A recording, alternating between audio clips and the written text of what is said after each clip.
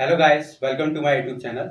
आज के इस वीडियो में हम बात करने वाले हैं कॉम्प्लेक्स नंबर में Euler form of complex number और some geometrical properties of fundamentals of complex number के बारे में, और भी कुछ हमारे पास जो कॉम्प्लेक्स नंबर में प्रॉपर्टीज बची हुई हैं उन सभी पर हम इस वीडियो में बात करेंगे। ठीक है, तो आइए चलिए वीडियो स्टार्ट करते हैं।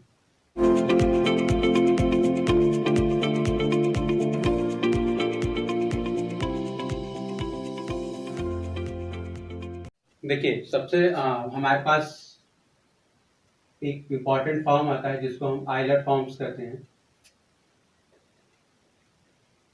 ठीक है, आइलर फॉर्म तो ये काफी आपको हेल्पफुल होने वाला है। जब भी आप क्वेश्चन को सॉल्व करते हो तो आपका बहुत सारी चीजों के जनरलाइजेशन में आपका जो आइलर फॉर्म होता है वो काफी हेल्पफुल हो जाता है। तो इसका जो बेसिकली रिप्रेजेंटेशन होता है वो होता है e के power i theta is equals to cos theta plus i sine theta. और अगर हम z के टर्म में बात करें तो z इज इक्वल्स टू हम लिखते हैं r e के पावर आई थीटा। ठीक है, जहां पर e के पावर आई थीटा की हमारे पास वैल्यू होती है। अब सवाल ये आता है कि हमारे पास e के पावर आई थीटा की वैल्यू यही क्यों आती है। ठीक है, कुछ और क्यों नहीं आती है। तो इसका मैं आपको सिंपल सा प्रूफ बता देता हूँ। नॉर्मल सा कॉन्सेप्ट है कि हमारे पास e के पावर x का जो एक्सपेंशन होता है वो होता है 1 प्लस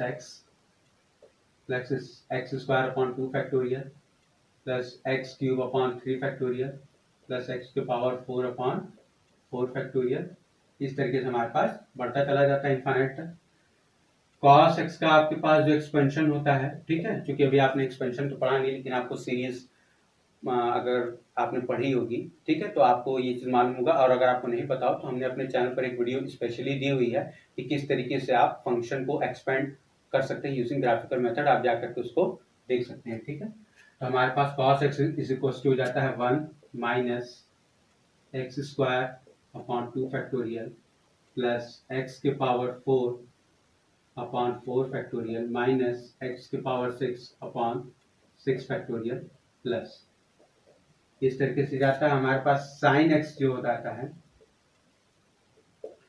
वो हो जाता है x minus x cube upon 3 factorial plus x के power 5 upon 5 factorial minus x के पावर 7 अपॉन 7 फैक्टोरियल प्लस इस तरीके से अल्टरनेट आपका साइन बढ़ता चला जाता है। ठीक है, तो अब आप जब ध्यान देंगे तो देखिए यहाँ पर हम e के पावर आई थीटा की बात कर रहे हैं, तो हम e के पावर x की यहाँ बात कर रहे थे। तो अब इस x की जगह अगर हम आई थीटा रखेंगे तो हर जगह पे हमारा क्या होगा, i आता चला जाएगा। तो अब हम क्या करते हैं कि हम e के पावर आई थीटा को यहीं से चेंज कर देते हैं। ठीक है, ये आपको मैंने बता दिया। अब इसी की जगह पर हम अगर e के पावर आई थीटा कर दें तो हर जगह पर हमारा चेंज हो जाएगा। ये चीज हमारा आई थीटा हो जाएगा, ये चीज हमारा आई थीटा का स्क्वायर हो जाएगा, ये हमारा आई थीटा का क्यूब हो जाएगा, ये हमारा आई थीटा के पावर 4 हो जाएगा। ठीक है, अब उसके बाद हम यहीं पर कॉस थीटा की अगर बात करें तो हर जगह हम क्या करते हैं, सिंपली थीटा को रिप्लेस कर देते हैं।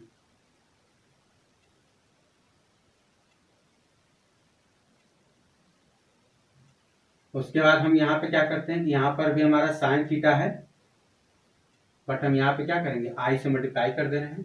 तो हमारा यहाँ पर आई थीटा, क्योंकि आई हर जगह मल्टीप्लाई होगा तो आई थीटा क्यूब आई थीटा के पावर 5 आई थीटा के पावर 7, इस तरीके से हमारे पास हो जाएगा। अब आप ध्यान देंगे तो देखिए e के पावर आई थीटा हमने इसको इस तरीके से एक्सपेंड किया। तो हम अगर इसको यहाँ से चाहें तो e के power i theta is equal to, अब अगर हम i के पावर्स को खोलते चले जाएं और थीटा को रहने देते हैं, यहाँ पर सिंपली आई थीटा हो जाएगा। और यहाँ पे आई स्क्वायर है, आई स्क्वायर की वैल्यू माइनस होती है तो minus theta square upon 2 factorial. Again I cube है यहाँ पर, तो आई क्यूब की वैल्यू आपको पता है माइनस आई होती है, तो यहाँ पर हो जाएगा माइनस आई थीटा क्यूब अपॉन 3 फैक्टोरियल। अब आई के पावर 4 आ जाएगा, आई के पावर 4 की वैल्यू आपको पता है 1 होती है, तो सिंपल थीटा के पावर 4 हो जाएगा अपॉन 4 फैक्टोरियल। और उसके बाद यहाँ आगे जाएंगे तो आई थीटा के पावर 5 हो जाएगी, तो आई के पावर 5 की वैल्यू आपको पता है आई होती है, तो सिंपली हमारे पास i theta to the power 5 upon i factorial हो जाएगा, और आई के पावर जब हम 6 जाएंगे तो हमारे पास वो चीज अगेन वैल्यू क्या होगी, -1 हो जाएगी, तो that is minus theta to the power 6 upon 6 factorial. ठीक है, इस तरीके से हमारे पास सीरीज बढ़ती चली जाएगी। अब आप ध्यान देंगे जैसे आप cos theta plus i sine theta करते हैं,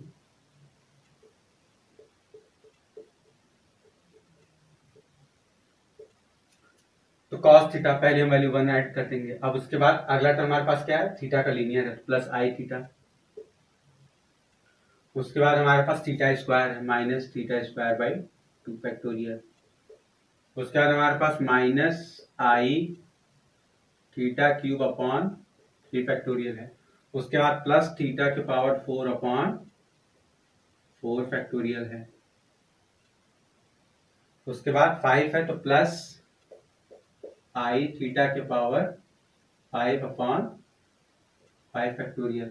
6 है माइनस तो हमारे पास माइनस हो जाएगा थीटा के पावर 6 अपॉन 6 फैक्टोरियल।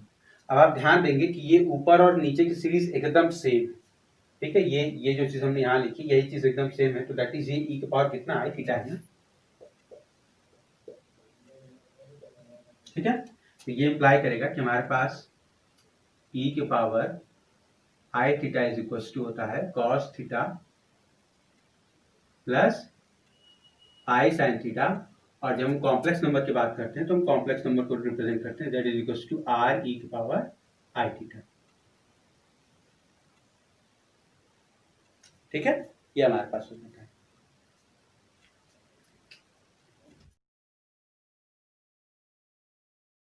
अब देखिए सवाल ये आता है कि हमारे पास आइलर फॉर्म जो आता है उसका यूज क्या है। तो देखिए आइलर फॉर्म का यूज जनरली हम क्या करते हैं, जनरलाइजेशन के लिए यूज करते हैं। जैसे फॉर एग्जांपल अभी तक हमने आपको जो मॉड्यूलस जो भी आर्गुमेंट बताया वो केवल 2 कॉम्प्लेक्स नंबर के लिए बताया, लेकिन जरूरी तो नहीं कि आपके पास हमेशा 2 ही कॉम्प्लेक्स नंबर हो। अगर आपके पास मोर देन 2 कॉम्प्लेक्स नंबर है तो आप क्या करेंगे, 3, 4, 5, 6 एंड एन आपके पास अगर कॉम्प्लेक्स नंबर आ जाए तो आप क्या करेंगे उस केस में। तो देखिए उस केस में हमारे पास आइलर फॉर्म का एप्लीकेशन आता है। मान लीजिए कि Z1 बराबर R1 ई की पावर आई थीटा 1, Z2 बराबर R2 ई की पावर आई थीटा 2, Z3 बराबर R3 ई की पावर आई थीटा 3। इसी तरीके से हमारे पास डॉट डॉट Zn की वैल्यू जो आ गई वो आ गई Rn ई की पावर आई थीटा है। तब अगर हम Z1, Z2, Z3, Z4 इन सब के प्रोडक्ट की अगर हम बात करें Zn तो कितना होगा, तो देखिए सबसे पहले तो हम प्रोडक्ट करेंगे तो हमारा R1 पूरा मल्टीप्लाई हो जाएगा, R1, R2, R3। ठीक है, इस तरीके से हमारे पास मल्टीप्लाई होते तो कहाँ चला जाएगा, Rn तक। उसके बाद अब हम e के पावर की जब हम बात करेंगे तो देखिए e के पावर आई थीटा 1 है, e के पावर आई थीटा 2 है। ठीक है, तो जब भी आपको पता है कि अगर x के पावर a है इंटू एक्स के पावर b करते हैं तो जब भी सेम बेस के पावर अगर हम कोई भी क्वांटिटीज होती है उनको अगर मल्टीप्लाई करते हैं आपस में तो उनकी पावर्स क्या होती है, आपस में ऐड हो जाती है। ठीक है, e के पावर हमारे पास आई थीटा 1 है इंटू ई के पावर आई थीटा 2 है, दोनों e के पावर में इसलिए दोनों ऐड हो जाएंगी, और i कॉमन इसलिए हम आई बाहर ले लेंगे, तो theta 1 plus theta 2 plus theta 3 plus dot dot dot theta n। ठीक है, अब देखिए अब यहाँ से अगर आप ध्यान देंगे तो आपको ये बेसिकली एक तरीके का हेल्प करता है कि अगर आपके पास इस तरीके के कॉम्प्लेक्स नंबर आ जाते हैं और इनके अगर हम प्रोडक्ट्स की बात करते हैं तो अब हम क्या करते हैं कि इनके आर्गुमेंट्स और इनके मॉड्यूलस पे जनरलाइजेशन अप्लाई कर देते हैं कि अगर हम इनका मॉड्यूलस लेना स्टार्ट करें तो हमारे पास modulus of Z1, Z2, Z3 इनके n तक का अगर प्रोडक्ट का हमें एक साथ मॉड्यूलस लेना है तो अब आपके यहाँ दिख रहा है R1 into R2 into R3, इस तरीके से तो हम इसको इस तरीके से लिख सकते हैं।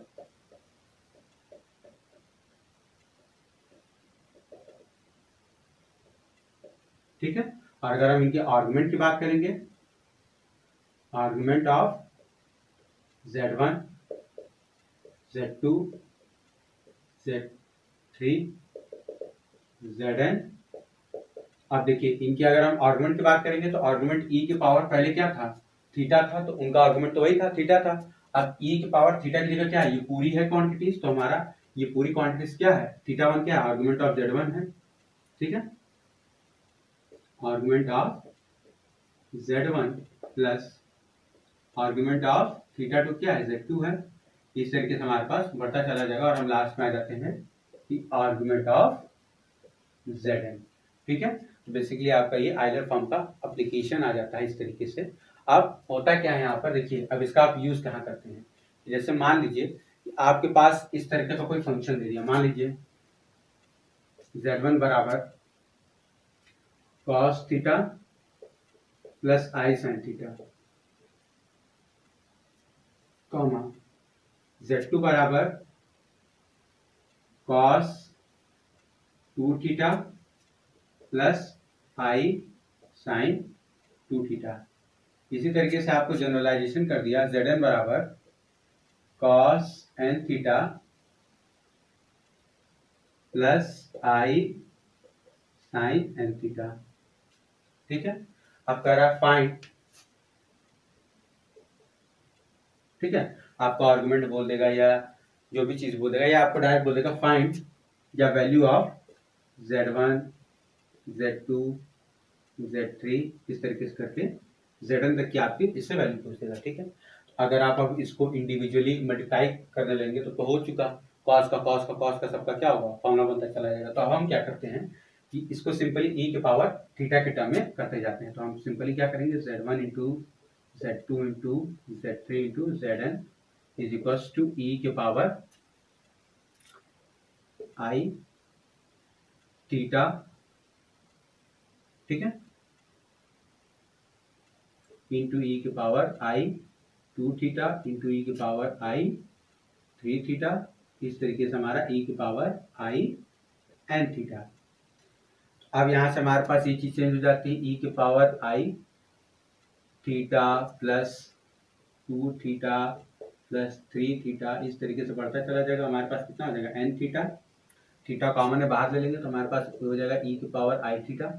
और आपको पता है सम ऑफ नेचुरल नंबर्स का फॉर्मूला 1 + 2 + 3 + डॉट डॉट अगर n तक है तो वो होता है nn + 1/2।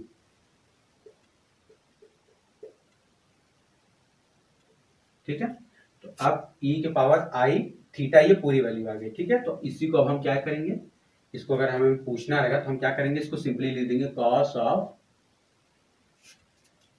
n + 1 theta upon 2 plus i times sign n + 1 theta upon 2। ठीक है, इस तरीके से हम क्या करते हैं, सिंपली z1 z2 इस तरीके से लेकर के z1 तक के प्रोडक्ट को हम लिख देते हैं। अब अगर यहाँ पर आपका r1 r2 r3 भी आता है तो आप सिंपली क्या करेंगे, उनको मल्टीप्लाई करते चले जाएंगे। ठीक है, 1 × 2 × 3 है तो इस तरीके से आप क्या करेंगे, उनका सिंपली सी बात है कि अगर आपका यहाँ पर यही चीज 1 लगा दे, ठीक है, यहाँ 2 लगा दे, यहाँ 3 लगा दे तो n तक आएगा। तो आपको पता है कि 1 × 2 × 3 × डॉट डॉट अगर n आ रहा है तो ये पर आप क्या करेंगे, सिंपली पहले n फैक्टोरियल लगा देंगे। ठीक है, क्योंकि n फैक्टोरियल की वैल्यू ही होती है n × n - 1 × n - 2 dot dot dot आपका 3 to 1 तक जाता है। तो वही चीज को आपको क्या किया हुआ है, इंक्रीमेंट ऑर्डर में लिखा हुआ है, तो आप सिंपली यहाँ क्या करेंगे, n फैक्टोरियल लगा देंगे और आपको वो चीज चलाएगा। ठीक है, तो हमने यहाँ पर सिंपली 1 लिया हुआ, अगर आप यहाँ पे 1 2 3 इस तरीके से वेरी करा देते हैं तो यही सिंपल से आपका पहले n फैक्टोरियल आ जाएगा और फिर ये पूरी वैल्यू चली जाएगी।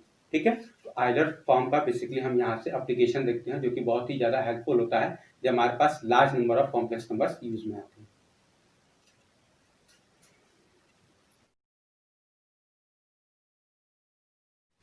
अब देखिए, हम आपको basically geometrical representation of some fundamentals on complex number बता देते हैं। इन शॉर्ट में अगर आपको बताऊं तो जो भी हम कॉम्प्लेक्स नंबर का एडिशन, सब्ट्रैक्शन, मल्टीप्लिकेशन, डिवीजन जो भी करते हैं उसका ज्योमेट्रिकली किस तरीके से रिप्रेजेंटेशन होता है, क्योंकि उसका कभी कभार आपको क्वेश्चन उसी पर बेस पूछ दिए जाते हैं, तो हम बेसिकली आपको उसका रिप्रेजेंटेशन बता देंगे और उतनी चीज़ें आपको यहाँ बताई जाएंगी जितना कि आपके एग्जाम के पॉइंट ऑफ व्यू से इम्पॉर्टेंट है और क्लासरूम प्रोग्राम से भी इम्पॉर्टेंट है। ठीक है, तो हम ज्योमेट्री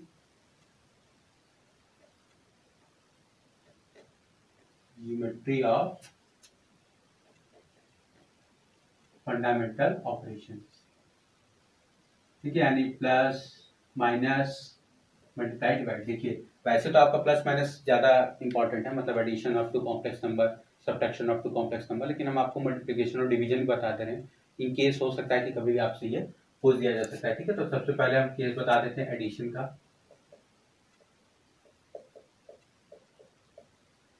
ठीक है, तो देखिए एडिशन के केस में हमारे पास क्या होता है,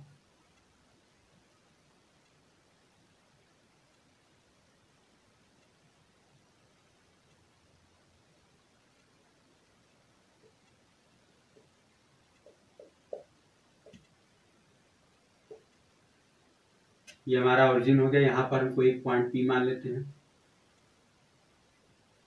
जिसका कोऑर्डिनेट हम मान लेते हैं x1 y1, और यहाँ पर हम कोई एक पॉइंट q मान लेते हैं, जिसका कोऑर्डिनेट x2 y2। ठीक है, ये मान लेते हैं। अब देखिए हमारे पास होता क्या है यहाँ पर, कि हम बात कर रहे हैं ये चीज़ अगर हमारा P से मिला है और ये हमारा Z1 रिप्रेजेंट कर रहा है, और हम ये चीज़ Q से मिला है, ये हमारा Z2 रिप्रेजेंट कर रहा है, तो अब हम बात करने वाले हैं कि हमारा Z1 प्लस Z2 कहाँ जाएगा। ठीक है, हम इसकी बात करने वाले हैं बेसिकली। तो हम यहाँ पर बात कर रहे हैं Z1 प्लस Z2 की।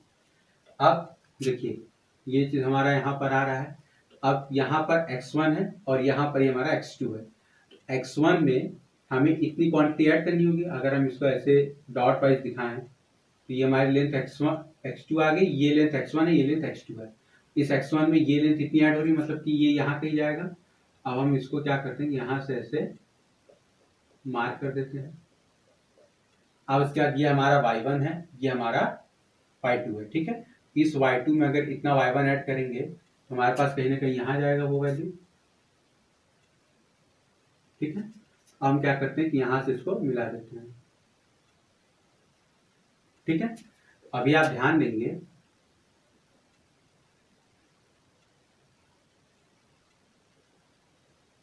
ये आपको फिगर से यहाँ दिख रहा होगा कि अगर ये O हो गया, ये P Q हो गया, ये मान लीजिए हम R मान लेते हैं। अब आपका OPRQ जो है ये एक तरीके का पैरेललोग्राम रिप्रेजेंट करेगा। ठीक है, आपका जो OPRQ जो होगा वो एक पैरेललोग्राम रिप्रेजेंट करेगा। ठीक है, तो अगर पैरेललोग्राम रिप्रेजेंट कर रहा है दैट मीन्स कि OP की वैल्यू QR के बराबर है एंड OQ की वैल्यू जो है वो PR के बराबर है। ठीक है, क्योंकि पैरेललोग्राम में अपोजिट साइड इक्विवेलेंट पैरेलल होते हैं। ठीक है, तो ये चीज़ हमारे पास यहाँ से आ जाती है। अब वही केस अगर हम सब्ट्रैक्शन के केस में बात करें, ठीक है, ये हमारा एडिशन में हो जाता है। सब्ट्रैक्शन के केस में अगर हम बात करें,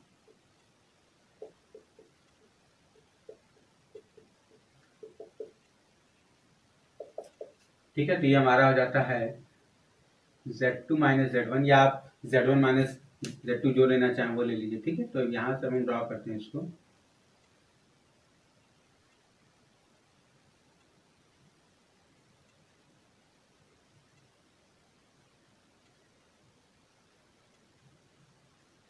ठीक है, तो अब हमारे पास ये यहाँ से हो गया, ये हमारा अगेन यहाँ पर ऐसे पॉइंट हम लेंगे। ठीक है, यहाँ से अब हम P ले लेते हैं, ये हमारा नाम देते हैं, मान लीजिए x2 y2 कर देते हैं, और ये हमारा Q ले लेते हैं, इसको हम x1 y1 कर देते हैं। ठीक है, अब हम बात कर रहे हैं Z2 माइनस Z1 की। ठीक है, अब देखिए ये हमारा x2 है, ये हमारा x1 है, तो हमारा कहीं ये इस जगह पे और ये इस जगह पे। ठीक है, अब हम इनको ओरिजिन O से मिला देते हैं।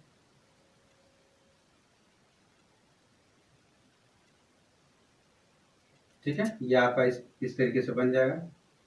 थोड़ा सा इसको और स्ट्रेट कर देते हैं। ठीक है, इस तरीके से बन जाएगा। अब इस x2 में से जब हम ये x1 घटाएंगे तो कहीं ना कहीं हमारे पास यहाँ पर एक क्वांटिटी आएगी, इससे जो क्वांटिटी इतनी है ये इतनी यहाँ कम हो जाएगी, कहीं ना कहीं यहाँ एक क्वांटिटी आएगी। ठीक है, अब हम y चूंकि Z2 माइनस कर रहे हैं Z1, तो इस y2 में से y1 माइनस करेंगे तो आपका ऑटोमेटिकली दिख रहा है कि y2 छोटा y1 बड़ा है, तो मतलब नेगेटिव y जाएगा। आप इतने में से ये लेंथ घटा रहे हैं तो लगभग इतना बचेगा, इतना ही ये लेंथ कहाँ होगा, नीचे जाएगा, कहीं ना कहीं यहाँ आएगा हमारे पास, तो हम इसको यहाँ मार्क कर देते हैं। ठीक है, अब आप यहाँ से ध्यान देंगे कि हम जब इसको मैच कराते हैं, ठीक है, ये आपका ओरिजिन से यहाँ जाएगा। ठीक है, ये चीज आपका ओरिजिन से यहाँ जाएगा। अब जब हम इसको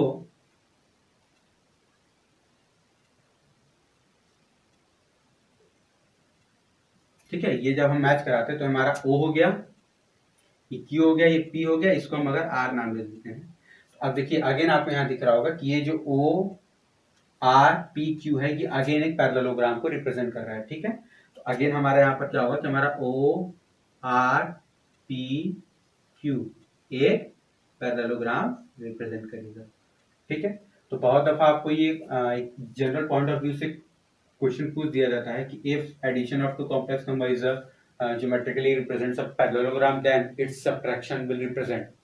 ठीक है, तो आपको ऑब्वियस सा केस है कि अगर आपका एडिशन जो है वो पैरेललोग्राम को रिप्रेजेंट कर रहा है तो उसका सबट्रैक्शन भी जो होगा वो जनरली क्या होता है, एक पैरेललोग्राम को रिप्रेजेंट करता है। ठीक है, अब हम बात कर लेते हैं थर्ड क्वांटिटी उसकी मल्टीप्लिकेशन की। अब देखिए मल्टीप्लिकेशन की जब भी बात आती है, ठीक है, यहाँ तो हम सिंपली कोऑर्डिनेट्स के टर्म में बात कर रहे थे, लेकिन जब भी हमारे पास मल्टीप्लिकेशन का केस आता है तो हम क्या करते हैं कि अब हम आर्गुमेंट के टर्म में बात करेंगे, मॉडुलस और आर्गुमेंट के टर्म में बात करेंगे। ठीक है, क्योंकि मल्टीप्लिकेशन का केस है यहाँ पर, तो अब आपको पता है कि आप दो पॉइंट्स के बीच में अगर ऐसा सा है डिस्टेंस तो आप सिंपली इनको जोड़ करके आगे को लिख सकते हो, लेकिन अगर आपको मल्टीप्लिकेशन की बात की जाए तो उसको आप जब तक आपके पास आर्गुमेंट नहीं रहेगा तो आप उसको अच्छे से रिप्रेजेंट नहीं कर सकते, specially in case of complex, क्योंकि आपको पता है कि multiplication of two complex number के केस में क्या होता है, उनके आर्गुमेंट्स ऐड होते हैं। ठीक है, तो अब हम क्या करेंगे यहाँ पर,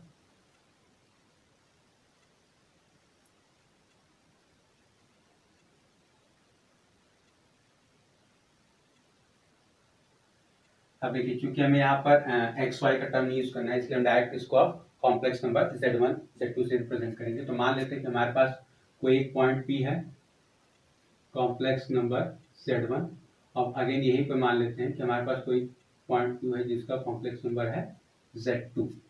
ठीक है, या इसका चूंकि आर्गुमेंट ऐड होगा तो हम इसको थोड़ा नीचे ले लेते हैं। ठीक है, यहाँ पर Q ले लेते हैं तो हमारे पास ये हो जाएगा z2। अब हमारे पास ये चीज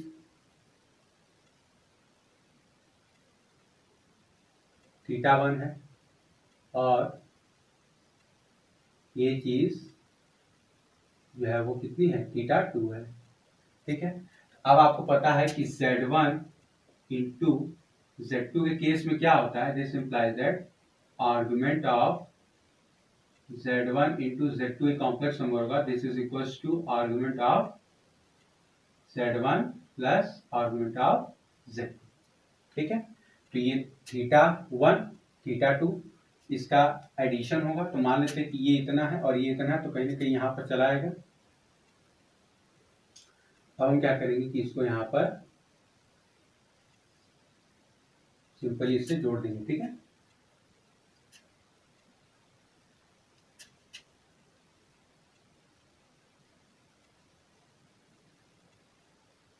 आपका ये R मान लेते हैं, ये R जो होगा वो Z1 Z2 को रिप्रेजेंट करेगा, और ये जो एंगल होगा हमारे पास, मैं आपको बड़े दिखा देता हूँ, ये जो एंगल होगा ये हमारा θ1 प्लस θ2 को रिप्रेजेंट करेगा। ठीक है, तो बेसिकली अगर ऐसे लिखा जाए तो ये आपका हो गया, ये आपका हो गया। ठीक है, तो ये आपका ये जो होगा बेसिकली ये आपका पूरा एंगल जो होगा वो θ1 θ2 को रिप्रेजेंट करेगा। अब अगेन अगर आप चाहें तो जैसे आपका O से P मिला हुआ, O से Q मिला हुआ है, अब आप O से R मिला देते हैं तो चीज मिला सकते हैं। अगर आप ड्रॉ चाहेंगे करना तो कुछ खास उतना फिगर बनता है, इसलिए उसका कोई मतलब नहीं बनता है। ठीक है, तो ये बेसिकली आपका इस तरीके से रिप्रेजेंट होता है। अब अगर हम फोर्थ केस में बात करें डिवीजन की,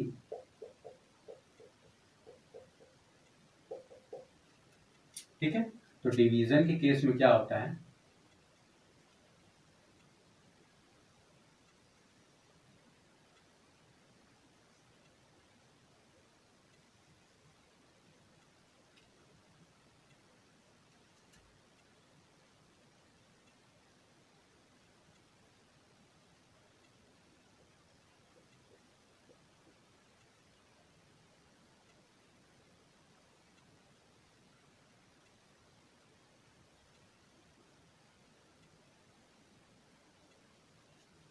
ठीक है, अब ये आपका एंगल जो होगा वो बन जाएगा θ1, और ये जो आपका एंगल है ये बन जाएगा θ2।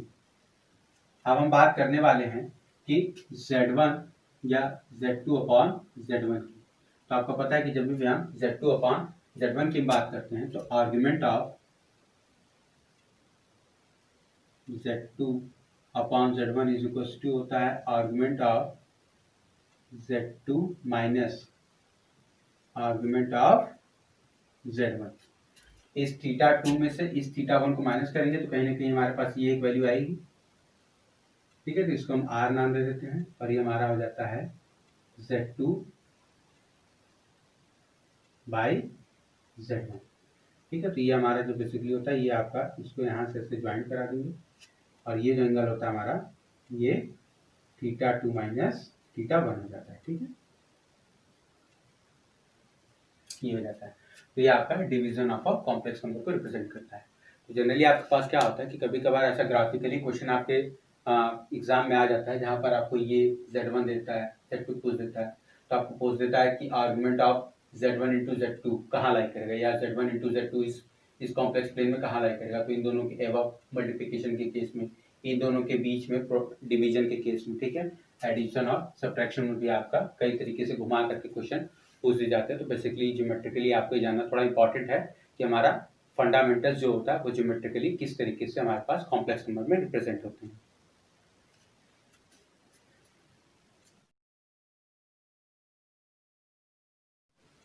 तो देखिए अब हम बात कर लेते हैं डिमोवियर्स थ्योरम के बारे में और nth रूट ऑफ यूनिटी के बारे में बात कर लेते हैं, क्योंकि ये दो थोड़े हमारे पास इंपॉर्टेंट कॉन्सेप्ट हैं जिन पर बेस्ड हमारे पास क्वेश्चंस आ जाते हैं।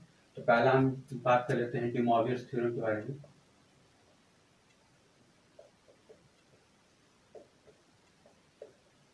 डिमोवियर्स थ्योरम बोले हम या डिमोवियर्स लॉ बोले, वो ये कहता है कि हमारे पास cos theta plus i sine theta की पावर अगर n है, ठीक है, इसको हम लिख सकते हैं cos n theta plus i sign n theta. ठीक है, इसका रीजन सिंपल सा यही है कि हम इसको लिख सकते हैं e के power i theta into N, तो e के पावर आई एन थीटा, तो चाहे e के पावर आई थीटा रहे तो चाहे e के पावर आई एन थीटा रहेगा, थीटा रहेगा तो cos theta plus i sine theta, और अगर e के पावर आई एन थीटा है तो cos एन थीटा और आई साइन एन थीटा। तो ये हमारे पास सिंपल सा डिमोवियर्स का थ्योरम है। अब हम nth रूट ऑफ यूनिटी की अगर हम बात करें,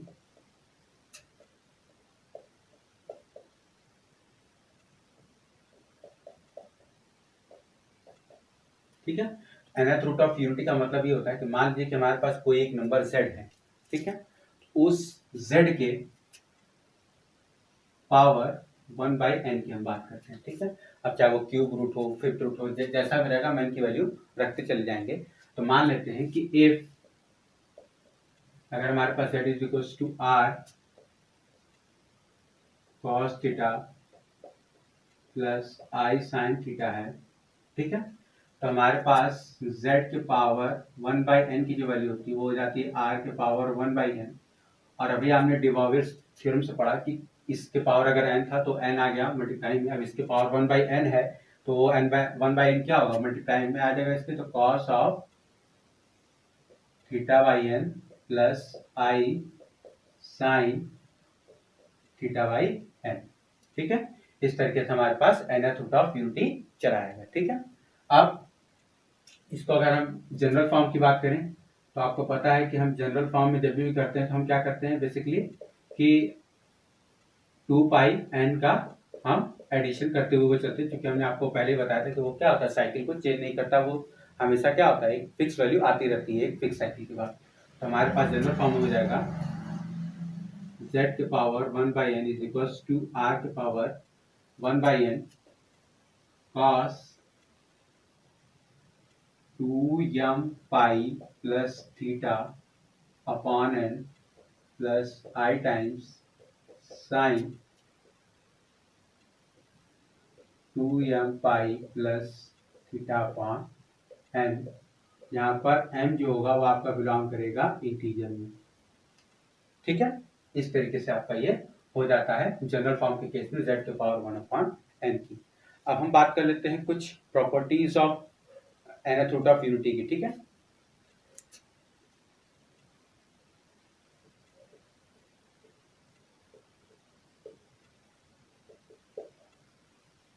देखिए पहली प्रॉपर्टी हमारे पास ये होती है कि जो भी nth रूट ऑफ यूनिटी होता है, ठीक है, वो देखिए पहले हमारे पास है प्रॉपर्टी कि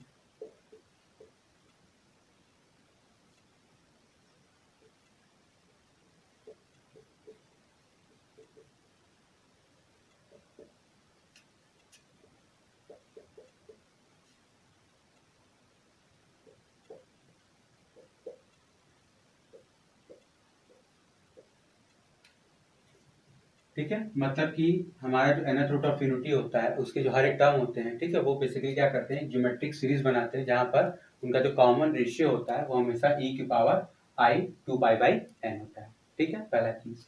दूसरा हमारे पास जो प्रॉपर्टी आती है वही आती है कि sum of nth root of unity is always 0। मतलब कि हमारे पास sum of nth root of unity जब हम निकालते हैं, ठीक है, जो भी के रूट्स आते हैं उन सभी का हम जो सम निकालते हैं उसकी वैल्यू हमेशा क्या होती है, 0 होती है। फॉर एग्जांपल अगर हम 1 के क्यूब रूट की बात करें तो आपको पता है कि वो 1 ओमेगा और ओमेगा स्क्वायर था, तो जब भी हम 1 प्लस ओमेगा स्क्वायर लिखते हैं तो वो वैल्यू हमेशा क्या होती है, 0 आती है। ठीक है, तो ये आपकी प्रॉपर्टी होती है कि जब भी हम nth रूट ऑफ यूनिटी निकालते हैं तो उसके रूट्स का जो सम होता है हमेशा 0 होता है। ठीक है, तीसरा हमारे पास आ जाता है कि sum of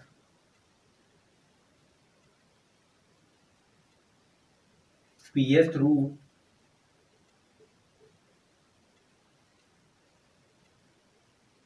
is 0 if p is not a multiple of n। ठीक है, तो हमारे पास जो होता है वो सम ऑफ pth रूट अगर हम निकाल रहे हैं, ठीक है, और p जो है वो अगर n का मल्टीपल नहीं है तो जो उसका सम होता है वो हमेशा 0 होता है। ठीक है, और फोर्थ हमारे पास है कि sum of pth root is n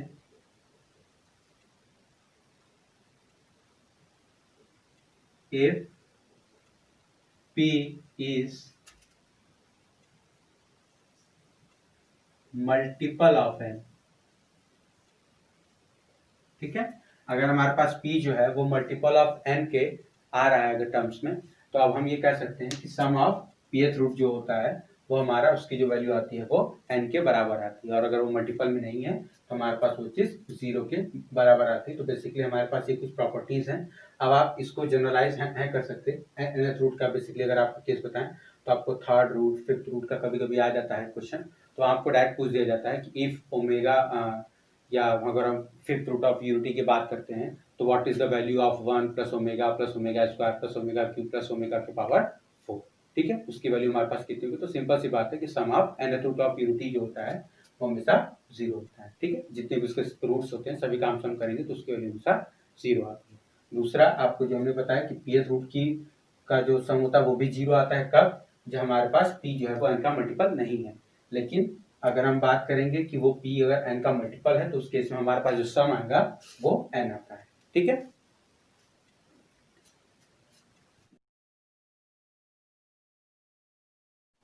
तो देखिए आज के वीडियो में इतने। आज के वीडियो में बेसिकली हमने कॉम्प्लेक्स नंबर में जितनी भी चीजें आपके क्लासरूम प्लस कॉम्पिटेटिव एग्जाम के पॉइंट ऑफ व्यू से इंपॉर्टेंट होती हैं वो सारा कुछ हमने कवर कर लिया इस वीडियो में। अब उसके बाद हमारे पास एक छोटी सी चीज बच जाती है जिसमें कि आपका लोकस ऑफ कॉम्प्लेक्स नंबर आता है, जहां पर आपका मॉड्यूलस या आर्गुमेंट के फॉर्म में कॉम्प्लेक्स नंबर दिया रहता है और पूछता है कि ये इसका लोकस क्या रिप्रेजेंट करेगा। ठीक है, तो वो बेसिकली आपको केवल फॉर्मूला याद रखने की चीज़ है। उसको समझाने का मतलब ये होता है कि अभी आपके उतने लेवल में नहीं है कि आप, क्योंकि यहाँ पर जो आप तैयारी कर रहे हो वो लगभग बीएससी के एंट्रेंस एग्जाम या उसके इक्विवेलेंट के लिए कर रहे हो, तो वहाँ पर उतनी हायर लेवल की चीज़ नहीं पूछी जाती। लेकिन जितना पूछा जाता है उसका मैं आपको एक शॉर्ट पीडीएफ जो होता है वो बना करके कभी कम्युनिटी पोस्ट में डाल दूंगा, आप उसको देख लीजिएगा, वो आपके लिए ज़्यादा हेल्पफुल होगा। आप उस चीज़ को पढ़ लेंगे तो आपके लिए ज़्यादा बेटर रहेगा, आप उसको याद कर लेंगे। क्योंकि उससे उस पर बेस हमारे पास डायरेक्ट कॉम्पिटिटिव एग्जाम में क्वेश्चन आ जाते हैं। ठीक है, अगर आपको वीडियो अच्छी लगी हो तो प्लीज़ वीडियो को लाइक करिए, शेयर करिए और मेरे चैनल को सब्सक्राइब कर लीजिए। साथ ही साथ बेल आइकन भी प्रेस कर दीजिएगा ताकि हमारे चैनल पर आने वाले वीडियोस की नोटिफिकेशन आपको मिल जाए। तो मिलते हैं नेक्स्ट वीडियो में, तब तक के लिए स्टे ट्यून्ड, स्टे हैप्पी।